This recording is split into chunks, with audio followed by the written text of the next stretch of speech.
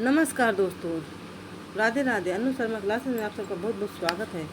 मैं अनु शर्मा आज आप सबके सम्मुख ध्रुव स्वामिनी नाटक का प्रमुख कथन और इसका प्रकाशन वर्ष और रचनाकार के बारे में बात करेंगे, जो कि हमारी परीक्षा के दृष्टि से अत्यंत उपयोगी है। तो चलिए देर न करते हुए हम लोग अपनी कक्षा का प्रारंभ करते हैं।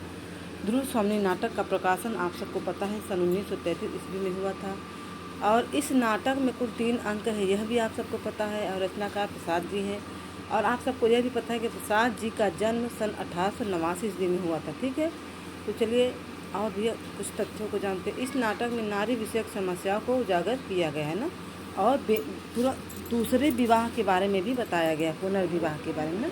तो चलिए देर न करते प्रमुख पात्रों के बारे में जानते हैं, जिसमें रामगुप्त, शिखर स्वामी, खिंगल, पुरोहित, शकराज, मिहिरदेव, ध्रुव स्वामी, शक सामंत, प्रतिहारी, मंदाकिनी, कोमा, सामंत, कुमार, शक, प्रहरी, दासी, कुबड़ा, बौना, हिंगड़ा आदि प्रमुख पात्र हैं। तो चलिए देर न करते हुए हम लोग कथन की ओर बढ़ते हैं। देखिए, पहला कथन है, पुरुषों ने स्त्रियों को अपनी पशु संपत्ति समझकर उन पर अत्याचार करने का जो अभ्यास बना लिया है वह मेरे साथ नहीं चल सकता। यह कथन किसका है? तो ध्रुव स्वामी का है। जीवन विश्व की संपत्ति है, प्रमाद से, क्षणिक आवेश से या दुख की कठिनाइयों से उसे नष्ट करना ठीक तो नहीं। यह चंद्रगुप्त कहता है ध्रुव स्वामी से। ठीक है, विधान की स्याही का एक बिंदु गिरकर भाग्य लिपि पर कालिमा चढ़ा देता है। महत्वपूर्ण कथन है ये, अत्यंत। ये किसका कथन है? तो चंद्रगुप्त का। ठीक है, रोग जर्जर शरीर पर अलंकारों की सजावट, मलिनता और कलुष की ढेरी पर बाहरी कुमकुम केसर का लेप गौरव नहीं बढ़ाता। ये भी चंद्रगुप्त का कथन है। वीरता जब भागती है तब उसके पैरों से राजनीति के छलछंद धूल उड़ती है। यह मंदाकिनी का कथन है और इम्पोर्टेंट है दोस्तों, कई बार यह पूछ लिया गया है, तो आप लोग इसको ध्यान देंगे। ठीक है, यह कसक अरे आंसू सहजा बनकर विनम्र अभिमान मुझे मेरा अस्तित्व बता रह जा। यह गीत ध्रुव स्वामिनी ने गाया था और यह पिछली परीक्षा में पूछा भी जा चुका है, तो आप इसको ध्यान दिए रहिएगा। फिर यह नाटक प्रसाद के नाटक विशाख के देवी चंद्रगुप्त के आधार पर रचित है। ठीक है, स्त्रियों के इस बलिदान का कोई मूल्य नहीं। कितनी असहाय दशा है, अपने निर्बल और अवलंब खोजने वाले हाथों से यहाँ इनको तिरस्कार, घृणा और दुर्दशा की भिक्षा से उपकृत करता है। यह कथन किसका है? तो मंदा का है। क्या कर रहा है? स्त्री के इस बलिदान का कोई मूल्य नहीं। कितनी असहाय दशा है, अपने निर्बल और अवलंब खोजने वाले हाथों से यहाँ इनको तिरस्कार, घृणा और दुर्दशा की भिक्षा से उपकृत किया जाता है। यह स्त्रियों की दुर्दशा के बारे में बताया जा रहा है इस नाटक में, और यह कथन किसका है? तो मंदाकिनी का है।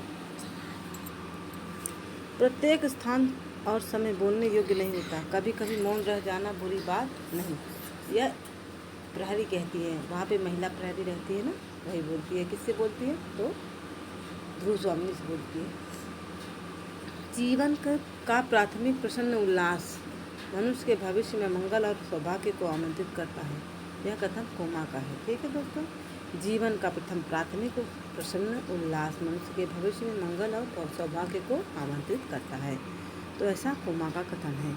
प्रेम जब सामने से आते हुए तीव्र आलोक की तरह आंखों में प्रकाश पुंज उड़ेल देता है, तब सामने की सब वस्तुएं और भी अस्पष्ट हो जाती हैं। कोमा का कथन है। अपने तेज की अग्नि में जो सब कुछ भस्म कर सकता हो, उस दृढ़ता का आकाश के नक्षत्र कुछ बना बिगाड़ नहीं सकते। यह किसका कथन है? तो यह भी कोमा का कथन है। राजनीति ही मनुष्य के लिए सब कुछ नहीं है। राजनीति के पीछे नीति से भी हाथ न धो बैठो, जिसका विश्व मानव के साथ व्यापक संबंध है। यह कौन कहता है? मिहिरदेव कहता है। ब्राह्मण केवल धर्म से भयभीत है, अन्य किसी से भी शक्ति से को वह तुच्छ समझता है। कौन कहता है? पुरोहित कहता है। आमात्य, तुम बृहस्पति हो चाहे शुक्र, किंतु धूर्त होने से ही क्या मनुष्य भूल नहीं सकता? यह कौन कहता है? तो ध्रुव स्वामी कहती है। कुमार, यह मृत्यु और निर्वासन का सुख तुम अकेले ही लोगे, यह नहीं हो सकता। यह कौन कहती है? ध्रुव स्वामी कहती है चंद्रगुप्त से। ठीक है, मृत्यु के गह्वर में प्रवेश करने के समय में भी तुम्हारी ज्योति बनकर बुझ जाने की कामना रखती हूँ। ऐसा कौन कहता है? ये भी स्वामी कहती है चंद्रगुप्त के। पैरों के नीचे चलचल हो बिजली से उसका खेल चली, यह गीत है ना, मंदाकिनी गाती है प्रथम अंक में। संकीर्ण कगारों के नीचे शत झरने ढेमेल चले, यह भी मंदाकिनी का गीत है प्रथम अंक में। ठीक है। अस्तांचल पर युवती संध्या की कुली अलग घुंघराली है, लो मानिक मदिरा की धारा अब बहने लगी निराली है, यह गीत नर्तकियाँ गाती हैं। तो आप लोग गीतों को ध्यान से सुनिए, पढ़िए और समझ लीजिए, क्योंकि 2-4 दिन बाद हमारे जून माला पेपर होने वाला है, उसमें आपको ये बहुत काम आएगा। फिर ये देखिए, यौवन तेरी चंचल छाया, इसमें बैठ घूंट भर पी लूं जो रस तू है लाया, यह भी पिछले परीक्षा में पूछा गया था। ये तो 2025 में ही पूछा गया था, लास्ट दिसंबर वाले पेपर में, अगर आपको ध्यान हो तो। ठीक है, तो ये आप लोग चंद्रगुप्त या स्कंदगुप्त न लगाकर ध्रुवस्वामी ही लगाना, क्योंकि ये ध्रुवस्वामी के गीत हैं। फिर क्या कह रहे हैं? राज का चक्र सबको पीसता है, पीसने दो, हम निसहाय और दुर्बलों को पीसने दो, है ना, ये ध्रुवस्वामी का कथन है। जगत की अनुपम सुंदरी मुझसे स्नेह नहीं करती और मैं हूँ देश का राजाधिराज, ये रामगुप्त कहता है ध्रुवस्वामी से। मेघ संकुल आकाश की तरह जिसका भविष्य घिरा हो, उसकी बुद्धि को तो बिजली के समान चमकना ही चाहिए, यह कौन कहता है? शिखर स्वामी कहता है। निर्लज्ज मद्यप क्लीब, ओह मेरा कोई रक्षक नहीं, ठहर कर, मैं अपनी रक्षा स्वयं करूँगी। मैं उपहार में देने की वस्तु शीतल मणि नहीं हूँ, मुझ में रक्त की तरल लालिमा है, मेरा हृदय उष्ण है और उसमें आत्मसम्मान की ज्योति है, उसकी रक्षा मैं ही स्वयं करूँगी, यह कौन कहता है? ध्रुवस्वामी कहती है ना। सौभाग्य और दुर्भाग्य मनुष्य की दुर्बलता के नाम है, मैं तो पुरुषार्थ को ही सबका नियामक समझता हूँ, यह सकराज का कथन है। ठीक है दोस्तों। स्त्री का सम्मान नष्ट करके तुम जो भयानक अपराध करोगे उसका फल क्या अच्छा होगा? यह मिहिर देव पूछता है। ठीक है, मिहिर देव कहता है। स्त्रियों का स्नेह विश्वास भंग कर देना कोमल तंतु को तोड़ने से भी सहज है, यह कथन किसका है? तो मंदाकिनी का है, आप लोग ध्यान रखिएगा। स्त्री और पुरुष का परस्पर विश्वासपूर्ण अधिकार, रक्षा और सहयोग ही तो विवाह कहा जाता है, यदि ऐसा न हो तो धर्म और विवाह खेल है, पुरोहित का कथन। भगवान ने स्त्रियों को उत्पन्न करके ही अधिकारों से वंचित नहीं किया है, किंतु लोगों की दस्यु वृत्ति ने उन्हें लूटा है, यह कथन किसका है? तो यह भी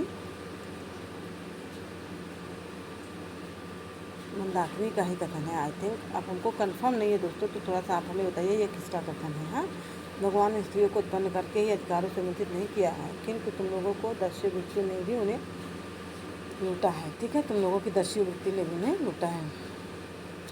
फिर देखिए मंदाकिनी का एक कथन और बहुत इम्पोर्टेंट है कि स्त्रियों के इस बलिदान का कोई भी मूल्य नहीं, कितनी असहाय दशा है, अपने निर्बल और अवलंबन खोजने वाले हाथों से पुरुषों के चरणों को पकड़ती है और वह सदैव ही इनको तिरस्कार, घृणा और दुर्दशा की भिक्षा से उपकृत करता है और तब भी वह बावली मानती नहीं है, यह कथन है मंदाकिनी का। तो ये थे कुछ प्रमुख कथन हमारे ध्रुवस्वामी नाटक से।